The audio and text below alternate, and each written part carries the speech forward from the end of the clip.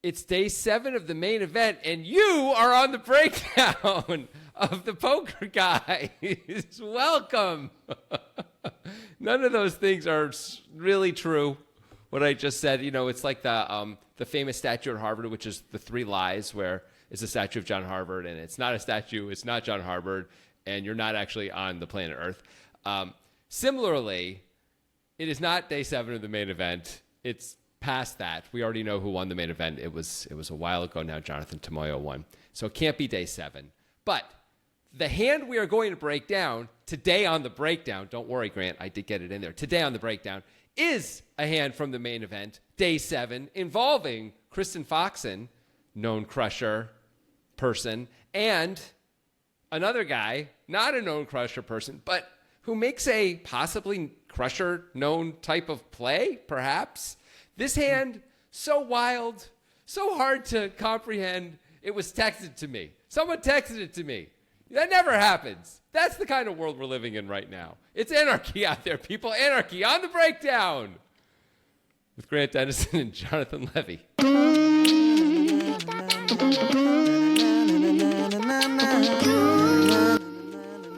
I'm really upset that you got a John Harvard reference in before me. I was going to talk about John Harvard for the majority of the podcast, but now I feel like I can't really talk about it anymore. Yeah. Because you kind of took the wind out of my sails. Yeah. You know that song, You Are the Wind Beneath My Wings? You're like the wind above my wings. You're pressing me downward towards the ocean to drown. Yeah. As like a goose who's trying to cross the ocean, which is ill-advised for a goose. I don't think a goose can do that. I'm going to be honest about that. I accept both the metaphor and the simile that you have put forward. Thank you. Yeah, because you did two there. You did two.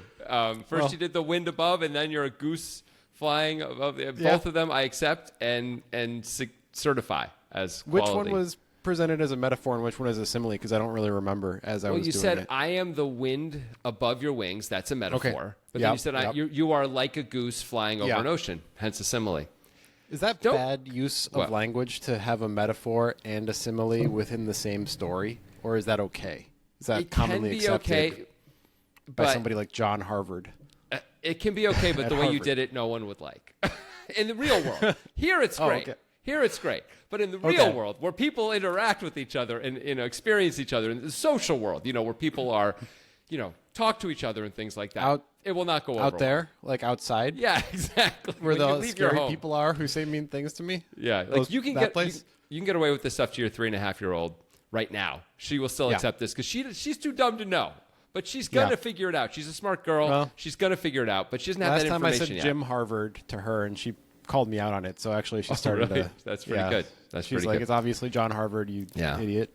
That's what she said to me. But you know what? You want to be careful of what's called mixing metaphors, which is sort of what you're asking about. And that is something that people traditionally try and avoid. I know what mixing metaphors is. I was not aware of the protocol of if within the same... course of a story or a correspondence that you used a metaphor and a simile. It doesn't necessarily... There's no real rule about that I'm aware of, and I was not taught this in any English class. But like if I should... How many pages of writing do I have to wait between using a metaphor and a simile? Do they need to not interact? I'm confused by this. I'm actually going to go a little further. You did not mix metaphors, or mix even metaphor and simile, because really you were using the like a goose to describe the wind above your wings. They actually went together. They were not mixed at all. They actually interlocked, like the N and the Y on the New York Yankees baseball cap. Yeah. And guess what? They make a lot of money. So the N and the Y, those letters kill it. I mean, they sort of do by selling the merchandise. In a way, the letters make money, right?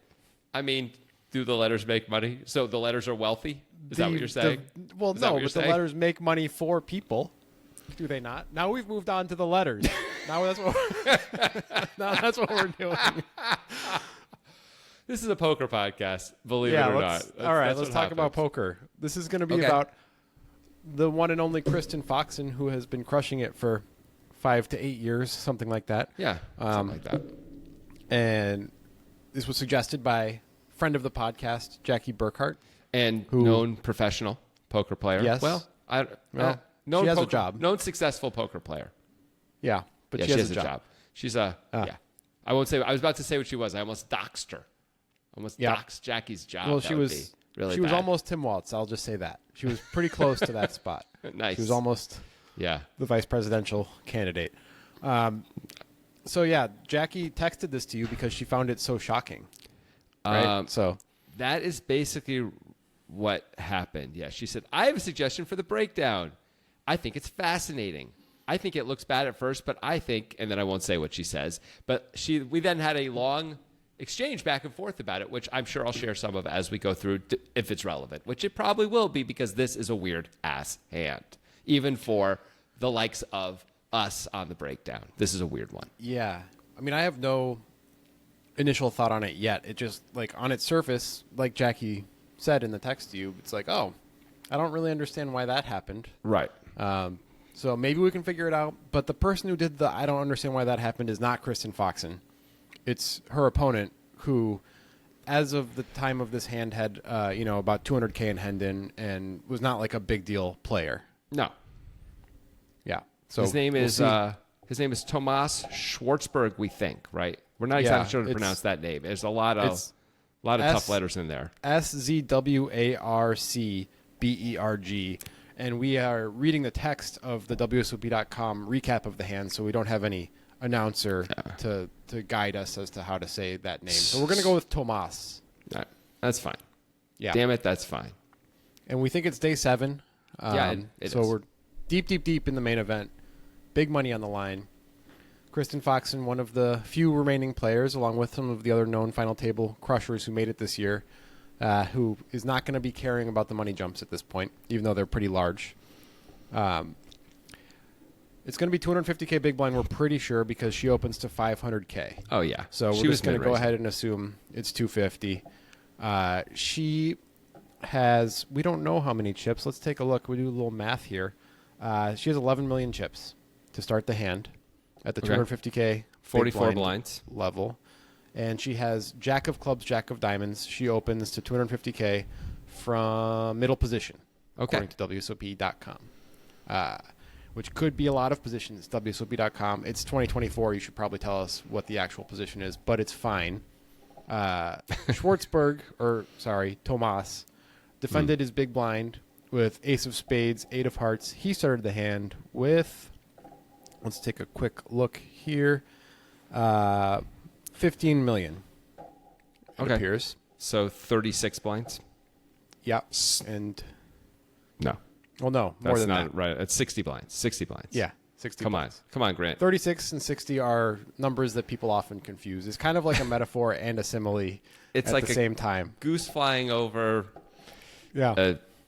a very small ocean. Anyway. Yeah. So we have no issues with anything anybody's done pre-flop, right? Correct. Not anything we could possibly say about that. Right. The flop, 9 of spades, 7 of diamonds, deuce of clubs. And again, Foxen has jacks, clubs, and diamonds, and Schwartzberg has ace 8, ace of spades, 8 of hearts. 9, 7, deuce, spades, diamonds, clubs. Yeah.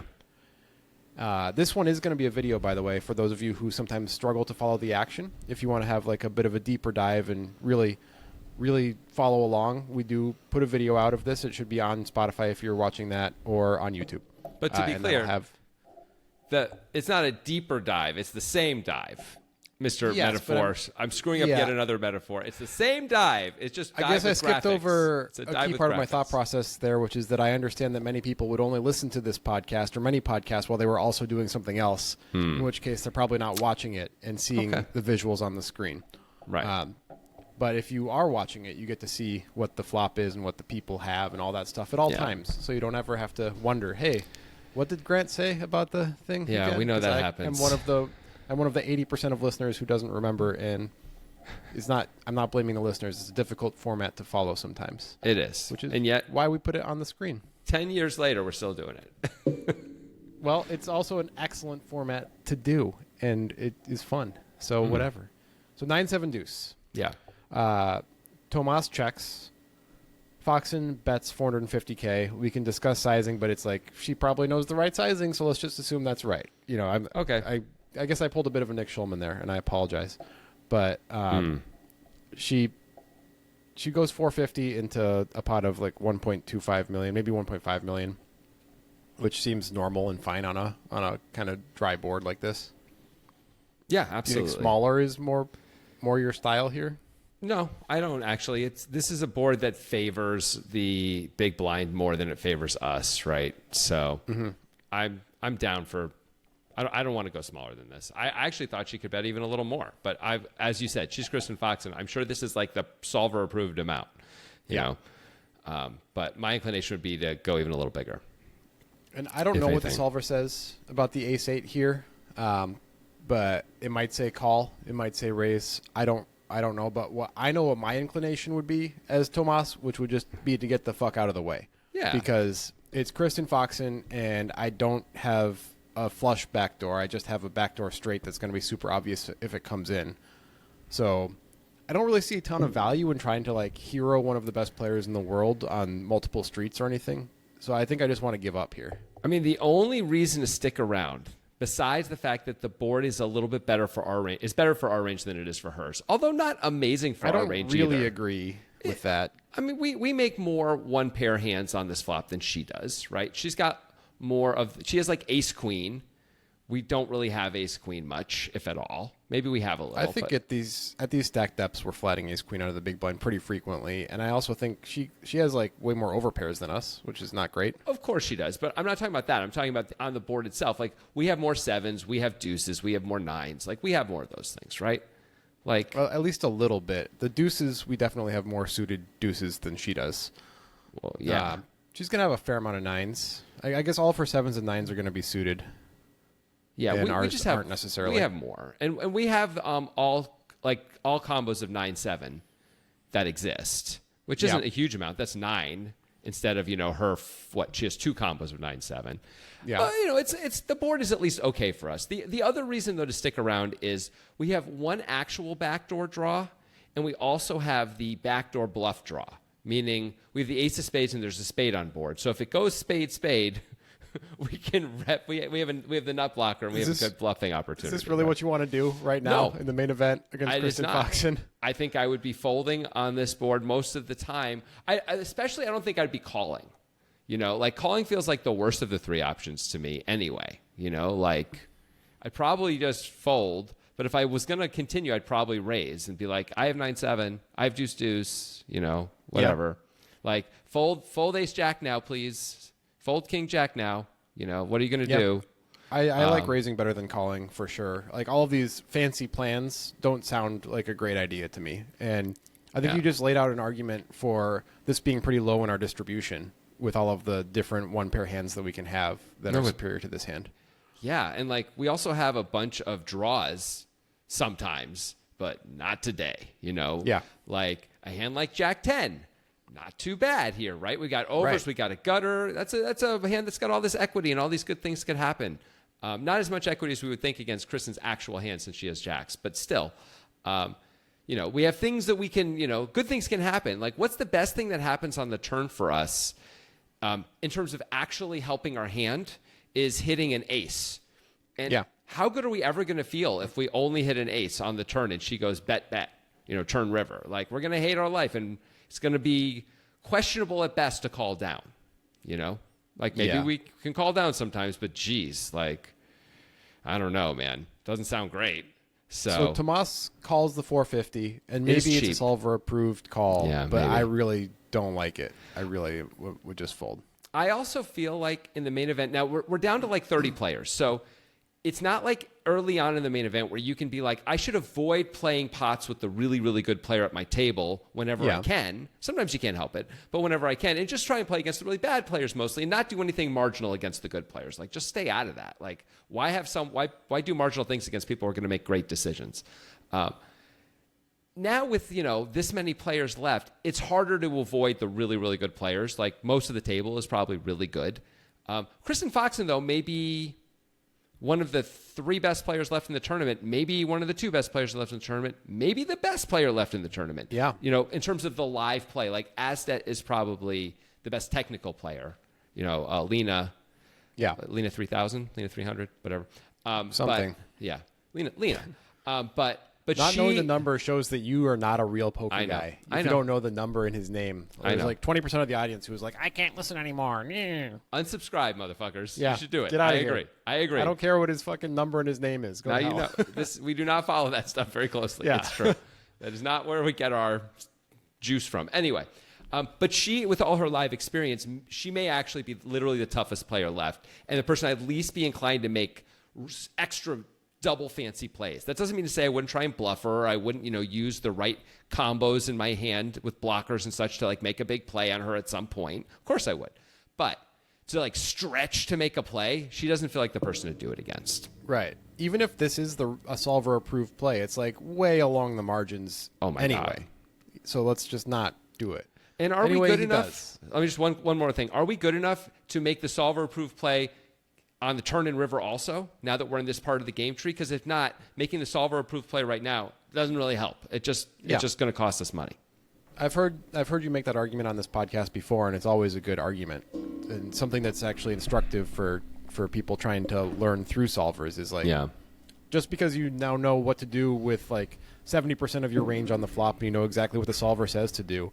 If it seems outlandish and you don't know what to do on the turn in scenarios, once that happens, then there's no point in doing the thing on the flop. So it's like you have to go really deep to get there. Yep. Anyway, he calls. Okay. The pot's something like 2.4 million now. Foxen's got jacks. He's got ace 8. The turn is the 10 of hearts. It's now 9-7 deuce 10 rainbow is the board. So he does pick up the open ender. Foxen picks up the gut shot. 8 makes her a straight, and jack would be probably not a disaster for her, but she would lose a bet for sure. If jack came at least one, and maybe the raise. Yeah, maybe. Yeah, quite possible. So he checks on the turn. I think there's a pretty strong argument to lead this card if we're gonna get here. This completes a lot of hands for us. Yeah, we're repping Jack 10, 10, 8, 9, 10, 7, 10, stuff like that. I don't know about Jack 10, but I think we're repping like made straights and 2 pairs mostly. That the 10 completes a lot of those. And Jack 8, 6, 8, 10, 7, 10, 9. I think it's reasonable to lead those hands. Okay. So you want to turn your hand into a bluff, which is not crazy by any means. To be clear, that's what I was I was certainly advocating. If we're going to stick around, you're basically just trying to get the guy to check raise the flop if he's going to play, and by doing that, by leading now. Well, right? Sort of. Also, like playing against Foxen, I'm expecting that if she continues on the turn, which is going to happen a fair amount of the time in this high pressure situation, she's probably going to like overbet more than not overbet, but you know what I mean. Bet more than she is supposed to, a higher frequency based on the situation. Yeah, it's an awkward spot if she bets big, where we have the open ender and we have ace high, but like we can't feel great about it if she goes like a pot size bet. So I'd rather take the lead here. Okay, folding her out is a great result. Yeah, if she raises, we can just get out of there. That's fine. Like. So be it. We have a lot of great hands. If she raises, she probably has a really good hand. She's almost never raising if we lead this turn. So I think we can lead and set our price for the river and also just fold out a lot of her equity, like the king-queen type hands, stuff like that. Like, why not? That makes a lot of sense. Getting fold equity out of nowhere is nice already, for sure. It's okay to fold out King Jack here, even though we, quote, have the best hand, unquote, because King Jack is like probably going to push us out. By the river, I would much rather showdown, fold out those hands. That's what I'm saying. Much rather fold.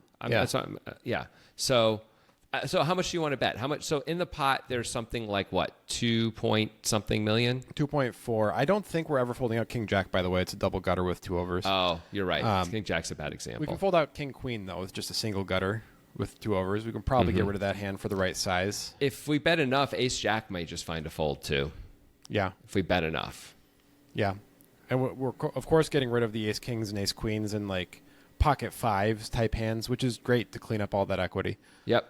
And if she has a hand like ace 7 suited, it starts to get tough right now if we lead. Really tough. Like, is she really going to just call with this one pair and like figure it out on the river? Like, that's not easy. When that 10 comes, she probably just folds a hand like that. Yeah. Right. So that's a good outcome. And like you said, we get to set our price with a premium draw. So that's good too. I think we have to go a little bit we can't just go like super tiny because it's just we get too many calls. No, we have to be able to fold out a7. Otherwise, this is a bad move. I think we have to be. I think the minimum we can do is like 1.2 to 1.3 million, half pot to half pot plus. I think it's a little more. Yeah, I think it's more like if there's 2.2 in there, I think like 1.4 is a good number. Okay, sure, 1.4.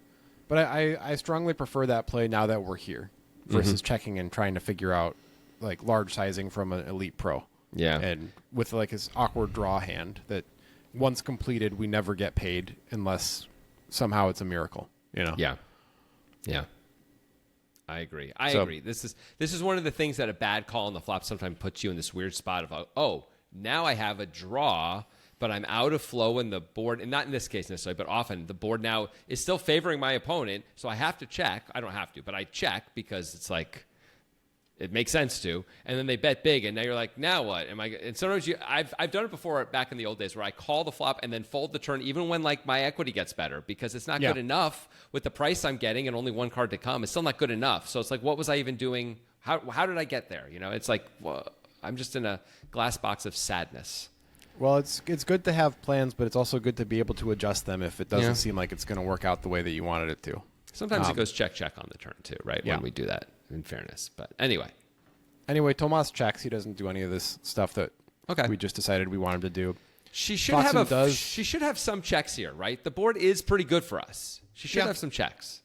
Yeah, I think she's going to check back hands like ace, king, and ace, queen now. Yeah. She might check back even king, queen. I'm not sure because it does have the gut shot with the 2 overs, but it's only king high. It's close. She's probably betting that, honestly. Where she's got a chance to make the nuts, she probably wants to build the pot up and get the fold equity at the same time. Yeah, Jack would be a nightmare against king, queen, by the way, for Tomas. Yes, really. Anyway, she goes 1.6 million. I wonder if she's betting all of her overpairs or if she's just betting jacks because it's the lowest overpair that also has the straight draw equity. Like, would she bet queens? Yeah. And actually, queens, kings, and aces feel like they play the same almost always. Like, this guy almost never has aces or kings when he flats, right? Right. I mean, aces just is more protected against hands like, king 10 or whatever. Yeah. Yeah. I don't know. I'm not sure what she's doing on a lot of those turns with queens. I'm just not sure.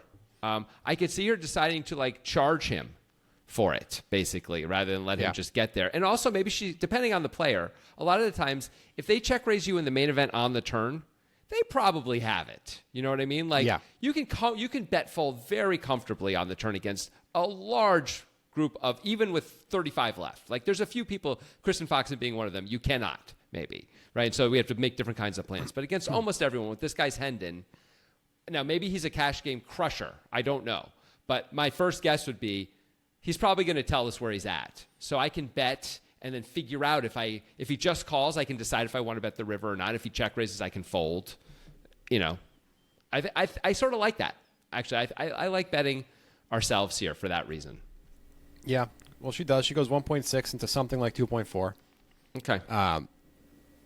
This is an opportunity again for Tomas to, if he wants to do this fancy thing that he set up on the flop, this is a pretty interesting time to do it. We obviously block straights. We block the potential 8 straight combos that she could have with 6-8 and Jack-8 suited. Yeah. And this is a range advantage card for us. So it's I think I like leading better than check raising because, check raising is a lot riskier. But once we're here, I don't hate the idea of check raising. I really don't. Now that we're here, I don't hate it either. Yeah. That's not what happens, to be clear. No. Tomas isn't going to fold, and he's not going to check raise. I wonder if Kristen would end up calling off a check raise because she has the elite blocker over pair hand. I don't know. It's for her whole life. I'm not sure she would. Yeah.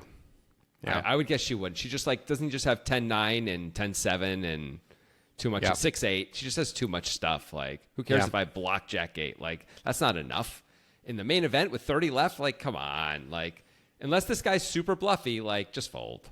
If she's going to fold jacks and only call off with, like, sets plus, and we have the blocker to some of the plus, I think we're really supposed to check raise. Yeah. It's interesting because this is a somewhat polarizing turn action by Kristen, right? By betting again and betting big. Not surprising. People do this a lot. But still, it's saying like either I've got very little or a whole lot. So this is where maybe he's thinking there's not a lot of value in the check raise, right? Like she's not going to fold. If her value isn't going to fold, and the stuff that's bluffing usually is usually the stuff that's like probably the king queens and king jacks of the world, right? Which I'm already beating, right? Yeah.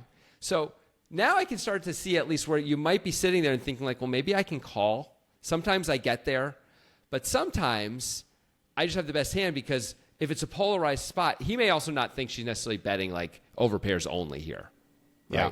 And if that's true, now a call starts to make more sense again, where you don't think she's going to necessarily be betting ace queen ever, maybe not even ace jack.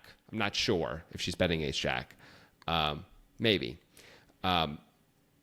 but like king jack, king queen feels like likely bets, right? I mean, sure, Ace jack's sort of the same thing, really. I only like calling with that in mind if we think that she's going to give up on the river when everybody misses. It's going to be pretty hard to keep calling, you know, if she goes big again. I mean, she is going to give up a fair amount of the time on the river if she's bluffing. Not always, but some of the time. She definitely is, right? Certainly if she has king queen and a brick comes out, I think she's giving up because she doesn't block anything. King queen is a good give up hand for sure. King jack she might go for with the blocker. I'm not sure. She might. Depending on the river, too. It really depends on what the river card is, right? Yeah. But I would guess anyway, go ahead. I guess he calls, and I suppose it's defensible, but I think it is. I think I prefer different actions, everything post-flop so far from what Tomas did. I think you are right that I'd want to do everything differently too, rather than go call here. If she shows up with king queen right here, it looks kind of genius, but also she has a lot of equity too that we're just allowing to get there, which sort of sucks. You know, like we could also shut out that equity. Including the jack coming in where we give her the full double. Yeah, which, not cool. It's bad. Real bad. Yeah, we don't want to give Kristen Foxen a full double with 30 left in the main event, 35, whatever it is. So he does call, and the pot now WSOP.com tells us the pot size of 5.475 million. Okay. Yeah. So Kind we of got big. left here. It's 9-7 deuce 10 rainbow. Foxen's got jacks, ace 8 for Tomas. I don't think suits are going to matter at all in this case. So the river is the deuce of spades. Yeah. It's 9-7 deuce 10 deuce now. Okay. So is there any argument for leading now as Tomas? Now that we're here, No. I don't we're think left there's with an ace argument. high. Now I think it'd be a bad lead because the only hand that we should be losing to that wouldn't call our lead is ace jack. She probably bets ace jack on the turn because it's sort of like king queen, right? She's got overs and the gut shot. That's a hand that's beating us that probably checks back and we lose. But everything else, remember, we were saying she's probably somewhat polarized on the turn there in terms of value and not. So all the stuff we're beating besides ace jack, all the stuff that isn't value, I should say, besides ace jack, we're beating anyway with ace high. We should be, right? Or maybe chopping with ace 8, exactly. Okay, fine. And all the value is going to call on this card, like for sure. Because how do we ever have a deuce in our hand? That deuce doesn't, there's no way we call the turn with just a deuce, right? Feels like 8 deuce suited, maybe 8 deuce suited. There's not too many 8 deuce deuces. suited, yeah. That's maybe like it. Jack deuce suited. Maybe jack deuce suited. Maybe. Not too much there, right? Yeah. So I think she's just going to be like, I call, I don't know. Okay. That's fair, and I agree. And Tomas does something that I like post-floppy checks. Nice. Look at that. And I was thinking about this a little bit as we were talking about that just now. It seems pretty obvious that Foxen does need to fire for value when the deuce pairs. We feel a lot more comfortable with the deuce pairing than if it didn't, because now we beat all of the two-pair hands that have slow played up until this point. Yeah. So not so bad, except for, of course, hands that are now full houses. But, that's just life sometimes. Yeah, whatever. How much do you want to bet? I guess we're targeting, like, what are we targeting, I guess, is the question. Do we want to include 7-8 in what we're targeting? 6-7, hands like that? Or are we going for bigger value to try to get called by a 10 plus? I mean, 10, I think 9? we're targeting a 9 as much as a 9 plus. I think is probably reasonable, something reasonable to target. Because with the made hands that are just one pair hands, he's like a 7 is as bad as it gets for this guy, right? On the turn, if he finds a call on the turn, usually that's going to be a 7 with a straight draw, I assume, like 6-7, 7-8, Jack 7, most likely, right? So he's going to dump all those. Well, I guess those all have blockers to straights, but those are unrealistic straights for Kristen to have mostly anyway. She opened in middle position. She can have a few of them, but it's not that. She's not really repping a straight so much as overpairs, top 2 sets, stuff like that, right? Ace 10 maybe. So I think we're dumping. I think we're probably dumping that a lot. The 7s a lot. So if that's true, then as Kristen Foxen, we should be targeting 10s and 9s. Yeah, I think that's right. She goes for $3.2 million, which I think is kind of intended to. It's a pretty sizable bet for a river bet at this stage of the main event when chips are so precious. So I think she is mostly doing that. Mm-hmm. Now, is this another check raise opportunity? That's the question I got. I think she's got. God. No, I don't think she's got about $6 million back. No. Let's not check raise. Please, no. Don't do it. She could have a full house. She could absolutely have a full house. She went bet. Right now, she generally has this question is calling the check raise, or we're already winning most of the time. Not all the time, but most of the time, right? It's like it's pretty polarizing at this point. We might have found a hand that would be the type that would fold that is obviously beating us. Maybe. Jacks. I don't know. Jacks block the straight. I'm not sure. I don't know if you check shove a straight. I think if we check raise, we're repping deuces full or a slow played set. It's basically the same hand, though, isn't it? A set is, but deuces full is basically the same as check. Well, it's at least check raising Jack 8, and deuces full is basically the same thing, right? Against Kristen's range. For the most part, but I mean, when we have deuces full, we don't block her having a straight. I mean, it's more likely that we can get called sometimes. I guess that's true. That's a good point. That's fair. Should we check raise now? I mean, I think that's super fancy and ridiculous. I don't think we should do it. Yeah. Against Kristen Foxen, maybe the best player, maybe a top 10 player in the world and incredible and thinks about this stuff and isn't afraid and all. I mean, I don't want to do that. Yeah, I don't really want to either. So let's not do that. Okay. And to Tomas's credit, that's not what he does. Good. But he goes into the tank, according to WSOP.com. So obviously he's played in an unorthodox way so far, very hero-y. Does he want to continue putting on the cape? Should he continue putting on the cape? What are the things going through his head? What would be going through my head is what we always talk about on the show. What are the value hands and what hands am I beating? Mm-hmm. And I think what are the value hands is a key question here. Because if we knew she had jacks, we might also put her on hands like ace 10 plus. Maybe ace 10 plus would be where we started it if we were doing the analysis here. Yeah. But if we're sitting there and we're not putting her on that wide of a range, we might think she has straights plus for value. If that's the case, then it changes the equation in our favor if we want to decide to call sometimes. Mm-hmm. It's getting a bit ambitious to make these assumptions, though. It's Kristen Foxen. We decided pretty quickly that this was a good value bet with jacks, and I think pretty much any good player is going to make this value bet. On this deuce pairing? Yeah. Maybe if we convinced ourselves, though, that she wasn't betting all her overpairs on the turn, then we're eliminating a lot of those, right? And then we could say it's only jacks because she's not betting queens, kings, and aces on the turn. Is what we're saying? Let's say that. I mean, that changes things a little bit. So now there's just 6 more combos of jacks.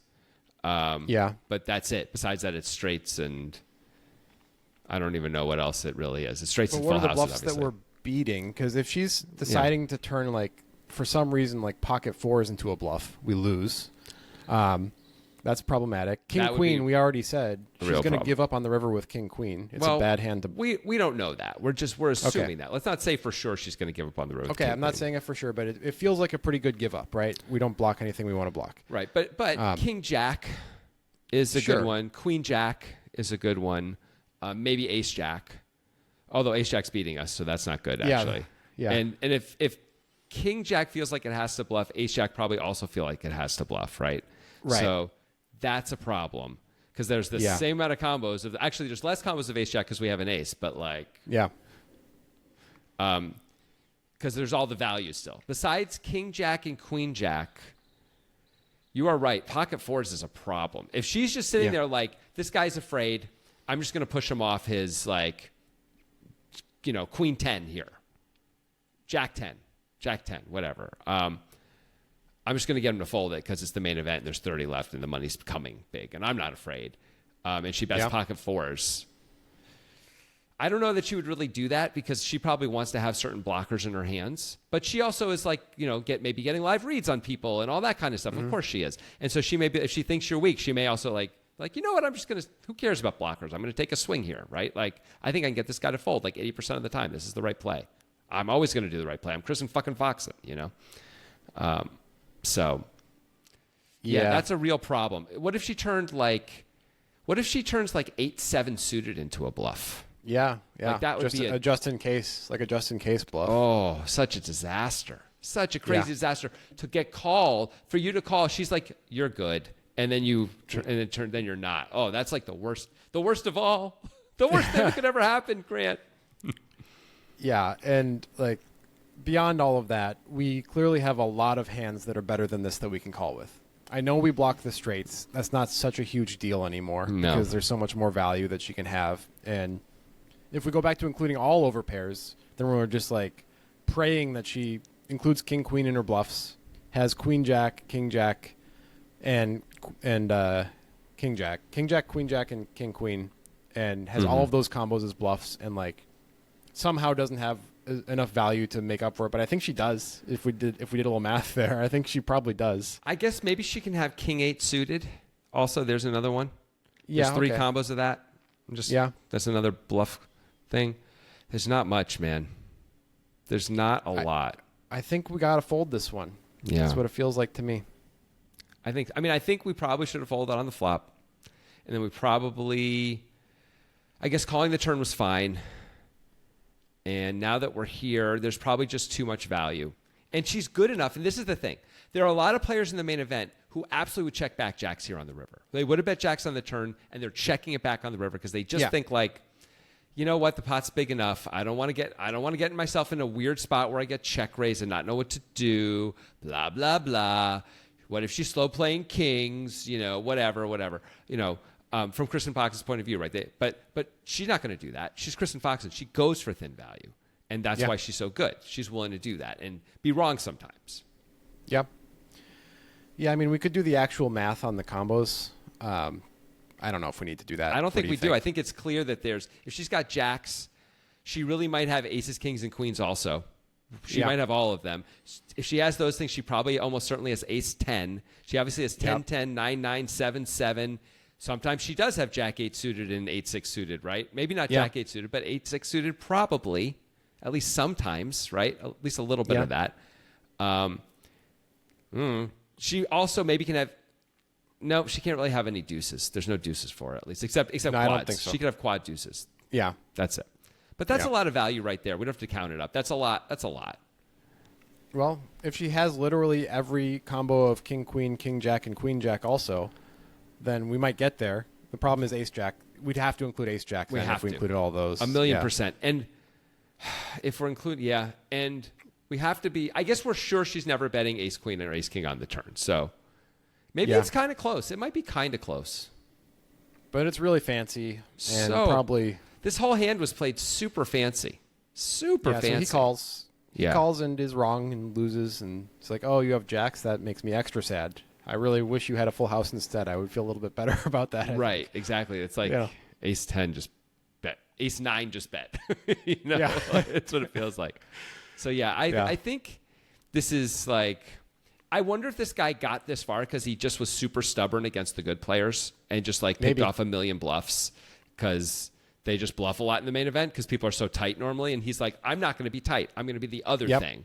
And sometimes it won't work, but probably there's going to be a lot of bluffs when the people who aren't afraid are going to be bluffing more than normal, and I'm going to pick those off. So if it's close at all, I'm always calling.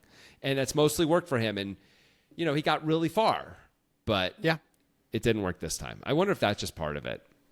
Could be. Yeah. Either way, he got fancy with hero syndrome, and it didn't work out. And I don't think that it's like an elite good play. I don't think it's like a terrible, awful play or anything like that. Yeah. But it just kind of feels like a lot of marginal mistakes throughout the hand that added up to losing a lot of chips. Yeah, I agree. Jackie thought it was good at least for a while, right? She said she went to her poker group chat to make fun of him. Then she started defending him. Eventually argued it was a good call. And her thinking was, she says, I don't think Foxen bluffs any ace X here, which we disagree with. We think ace jack has got to be a bluff if king queen's a bluff, right? Yeah.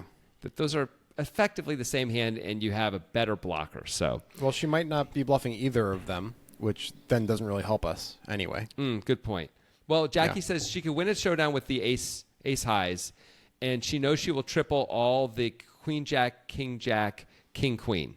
So she thinks she's going to be betting king queen also. Yeah. Without the blocker, which is possible. Jackie also said she's too good to overbluff a spot like this. I only think it's a good call because it's versus her. And then Kristen Foxen busted the next day and texted me, never mind what I said about her not overbluffing.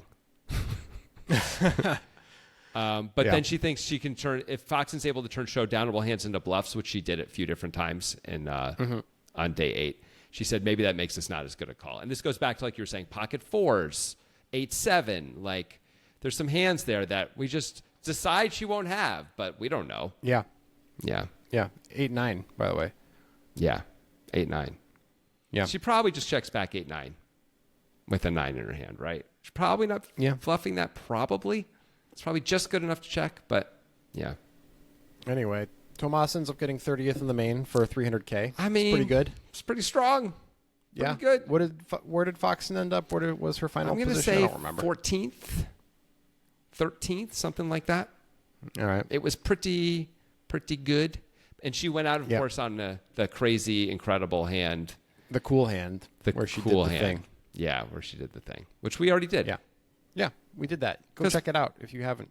Yeah, or not. We don't care. I mean, do it. We don't care about anything. Yeah, that's all. That's true. I mean, it's better for us probably if you check it out, but we're all going to die, right? And it won't matter. Yeah. Who gives a crap? Goodbye, I guess. Who cares? You're right.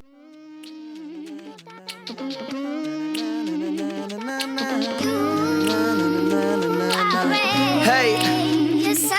First time, no rehearsal. I say fuck a second take. 90s baby scratching on vinyls until the record break. Mr. One Night is all I need. No second dates. I'm the rapper most likely to make you take.